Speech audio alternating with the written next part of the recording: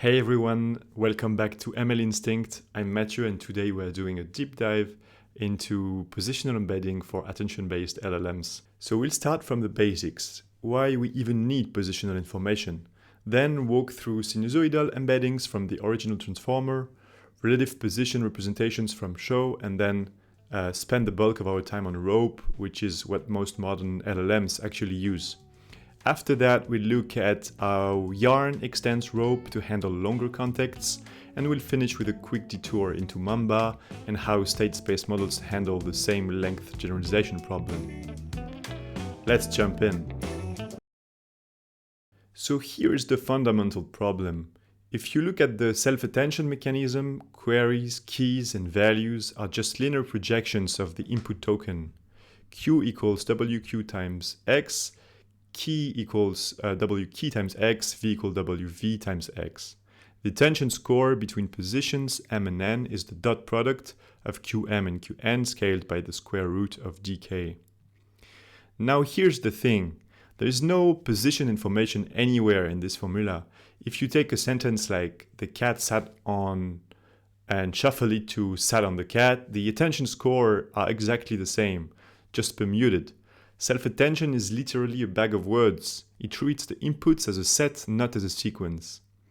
That's obviously a problem because, the cat sat on the mat and the mat sat on the cat should mean very different things. So we need some way to inject position information into the model. The original transformer paper by Vaswani et al. In 2017 solved this with absolute positional embeddings. The idea is simple. For each position M, you create a fixed vector Pm and add it to the token embedding. So the model sees Xm plus Pm instead of just Xm. These vectors use sinusoidal functions.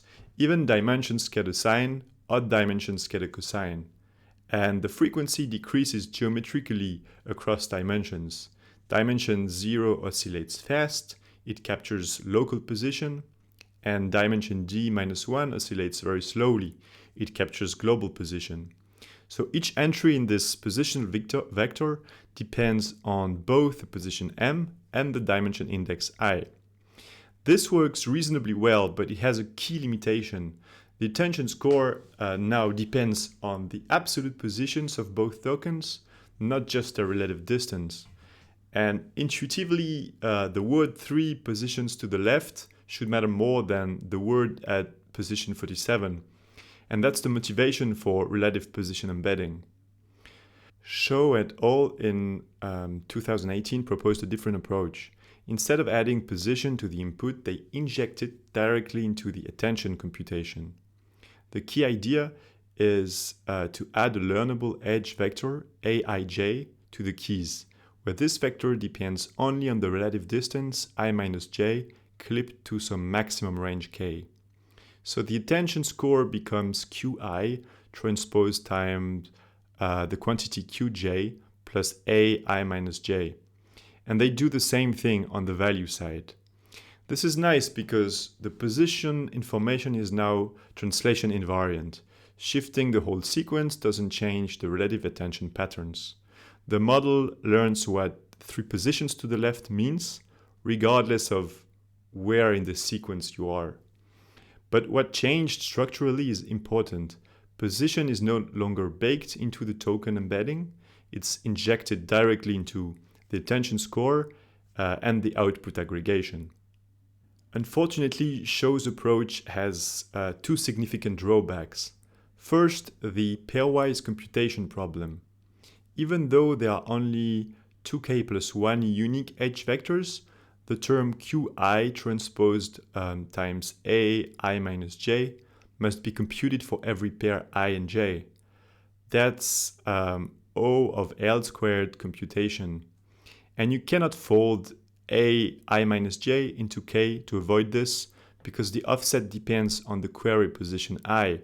So there's no single k matrix. You'd need a different modified key matrix for every query, which destroys the efficient batched q-key transpose matmul. Second, and this is more subtle, it breaks linear attention Linear attention replaces the softmax with a kernel map phi, which lets you rewrite attention as phi q times phi k transpose v. That's O of L instead of O of L squared. But this trick requires the score to factorize as a function of I times a function of j. The pairwise A I minus j term couples A and j together, so the factorization breaks.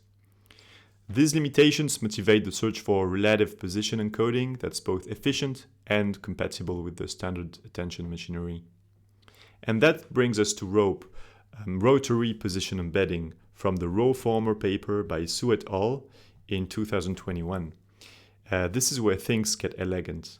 The goal is to find an encoding function such as when you take the dot product of the encoded query at position m with the uncoded key at position n, the result depends only on the content vectors xm and xn, and the relative distance m minus n, never on m or n individually. The solution rotates each query and key vector by an angle proportional to its position. In 2D, you multiply Q by rotation matrix R of angle m times theta. Same for K with n times theta. Now, when you compute the dot product, something's beautiful happen. R m theta transpose times R n theta simplifies to R m minus n theta. So the rotation matrices compose, and you're left with a single rotation by the relative angle m minus n times theta. Look at the diagram on the right. The top panel shows a query vector being rotated by m theta. Its direction changes, but its magnitude is preserved. The bottom panel shows the key inside. The dot product between the rotated query and the rotated key only depends on the angle between them, which is exactly n minus n times theta. So we get relative position encoding, but through multiplication rather than addition.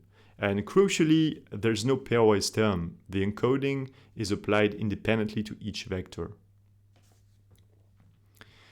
The 2D case extends naturally to d dimensions. You pair up dimensions into d divided by 2 two-dimensional subspaces, and each pair rotates at a different frequency.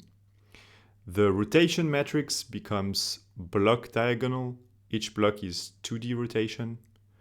And the frequencies are theta I equals 10,000 to the power minus 2i over d, forming a geometric series. The first pair of dimensions rotates fast, that captures local position detail, and the last pair rotates very slowly, that's more the global position. This is the same frequency spectrum ID as in the original sub-sinusoidal embedding, but applied through rotation rather than addition. And gives us a nice multi-scale position encoding. Nearby tokens are distinguished by the high-frequency components, while distant structural patterns are captured by the low-frequency ones. There is a nice theoretical property here. When you expand the rotated dot product, you get a sum over all dimensions pairs of content term hi times cos of m minus n times theta I. As the distance m minus n grows, these cosines oscillate at different frequencies, and they increasingly cancel each other out. The sum decays. So ROPE has a built-in long-term decay bias. Nearby tokens naturally get higher attention scores than distance ones without explicitly learning this. ROPE is also compatible with linear attention because the encoding is applied to Q and key independently. There's no pairwise coupling. The kernel factorization is actually preserved. And on benchmarks, RoFormer with ROPE outperforms sinusoidal, learned, and T5 bias embeddings across several benchmarks, all with 0 learnable parameters for the position encoding. You might worry about the cost of multiplying by a big block diagonal matrix, but in practice, you never actually build or multiply by that matrix. Equation 34 from the ROPE paper shows that you can compute everything with 2 element-wise products and 1 addition. Takes Q, multiply element-wise by a pre-computed cosine vector, then take a rotated version of Q where you just swap and negate adjacent pairs. Multiply that by a sine vector and add them together. That's O of D per token. You pre-compute the cos and sin vector once for all positions, and then it's just batched element-wise operations on GPU. Trivially parallelized, negligible overhead. So rope is elegant and efficient, but there's a catch when it comes to context length extension. Remember that theta ranges from 1 for the first dimension pair down to about 0.0001 for the last. The wavelength, so the number of positions for a full rotation, is 2p over theta. For the low frequency dimensions, this wavelength is enormous, much larger than the training context length L. And this is where, in a way, rope still encodes absolute positions. If a dimension pair completes less than one full rotation during training, the model has effectively learned to use that dimension as an absolute position counter. It's seen angles from 0 to some maximum, and angles beyond that are completely out of distribution. Look at the circle diagram. The green arc shows the range of angles seen during training. Beyond that, the dashed red arc, the model has literally never seen those rotation angles. So when you try to use a rope model on sequences longer than its training length, performance collapses. Not because of the architecture, but because the low frequency rotation angles go out of distribution. This is the problem that the next three methods try to solve. The simple fix is position interpolation from Chen et al. In 2023. The idea, instead of extrapolating to unseen angles, compress the positions so that L prime maps to the same angular range as L. You divide all thetas by the scaling factors S equals L prime over L, then do a short fine-tune. This works for the low frequency dimensions. Their angles are brought back into the trained range, but it uniformly squishes all frequencies, including the high frequency ones that were already fine. Those high frequency dimensions are responsible for distinguishing nearby tokens, and crushing them means that you lose local granularity. Dynamic NTK takes a smarter approach. Instead of scaling all thetas equally, you increase the base B into the frequency formula, because theta I equals B to the minus 2I divided by D. Changing B affects dimensions non-uniformly. The high frequency dimensions, where I is close to 0, are barely affected. Theta 0 is always 1 regardless of the base, but the low frequency dimensions, where I is large, get the most compression. This preserves local resolution while extending the effective context. And it requires no training at all. You can adapt on the fly at inference time. Yarn from Peng et al. In 2023 takes this even further with what they call NTK by pods. The key insight is to treat each dimension differently based on how many full rotations it completes during training. They define R as L over the wavelength, the number of rotations during training. Then a ramp function, gamma, maps each dimension to one of three regimes. If R is small, few rotations below alpha, fully interpolate, divide theta by S. If R is large, many rotations above beta, keep theta unchanged. In between, smoothly ramp between the two. The result is a pair dimension scaling that's the best of both worlds. High frequency dimensions are untouched, low frequency dimensions are interpolated, and mid frequency dimensions get a gentle blend. Combined with a short fine-tune of about 400 steps, this gives like state-of-the-art context extension. There's one more piece to yarn. When you interpolate the frequencies, the magnitudes of the dot products shift, which makes the softmax distribution too peaked, too sharp. Yarn fixes this with a simple temperature correction. They divide the attention logits by a factor t that depends logarithmically on the scaling factor s. As an example, for a 4 times extension, t is about 1.1, small correction, but it matters. So here you have the full yarn recipe, NTK by parts, frequency scaling, plus attention temperature, wrapped in a short fine-tuning of about 400 steps on pre-training data at the extended length. The reason so little fine-tuning works is that most of the model representations are barely disturbed. The high-frequency dimensions are exactly unchanged, the mid-frequency ones are gently nudged, and only the low-frequency ones are significantly rescaled. The results speak for themselves. On perplexity benchmark with the Llama 7 billion, vanilla rope explodes past 4K tokens. PI degrades past 32 token, and dynamic NTK holds up better but still climbs. Yarn maintains near baseline perplexity all the way to 128K.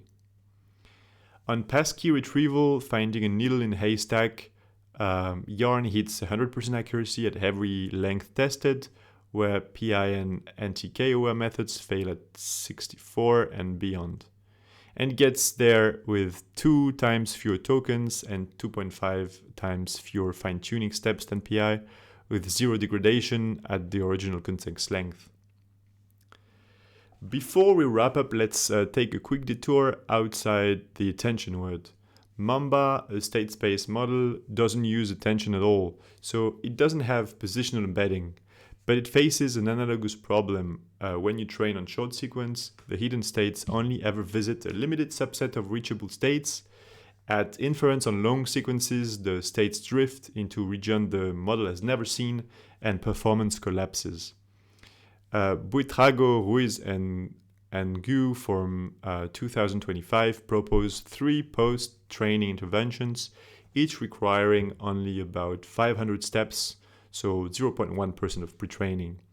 Random noise perturbed the initial state with Gaussian noise, fitted noise sample from the empirical distribution of real hidden state, and state passing used the final state of one training sequence as the initial state for another. State passing and fitted noise both match the quality of full truncated backpropagation through time at a fraction of the cost, enabling generalization from 2K to 128K tokens. It's a nice parallel, whether you use attention with positional embedding or state space models with hidden states. The core challenge of length generalization is about exposing the model to the full range of representations it will encounter at inference time. And that's it for today. We started with the bag of word fundamental problems in attention, through absolute and relative position embedding, deep into rope and the rotation intuition behind it. Then we looked at the context extension methods, positional interpolation, dynamic NTK, yarn, and finally we had a look at how SSMs and typically Mamba handle the same context extension problem.